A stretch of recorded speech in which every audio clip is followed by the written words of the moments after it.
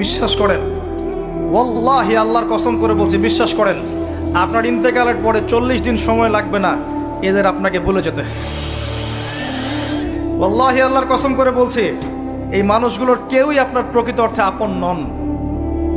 আপনার অবস্থানকে তারা ভালোবাসে, আপনাকে তারা ভালোবাসে না।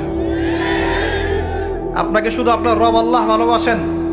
আপনি তার উপর তাওয়াক্কুল করে হারাম ছেড়ে দেন, আপনাকে আল্লাহ পাক বেহিসাব রিজিক দেবে ইনশাআল্লাহ তাআলা। মানুষ মানুষের অবস্থানকে মূল্যায়ন করে, আপনার পরে তার আপনাকে মনে রাখবে না।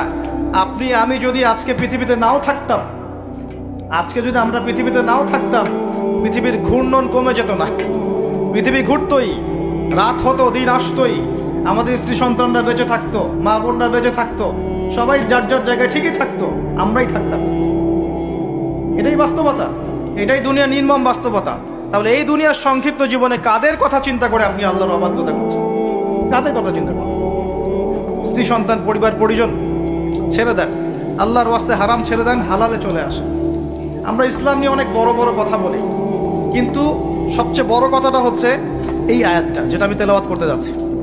ইয়া আইয়ুহাল্লাযীনা আমানু, হে মুমিনগণ, আলাইকুম আনফুসাকুম, তোমরা নিজেরা আগে নিজেদের নফসটাকে ঠিক করো। নিজেরা ভালো হও, পরের দিকে আঙ্গুল পরে উঠাও। নিজেরা ঠিক হও।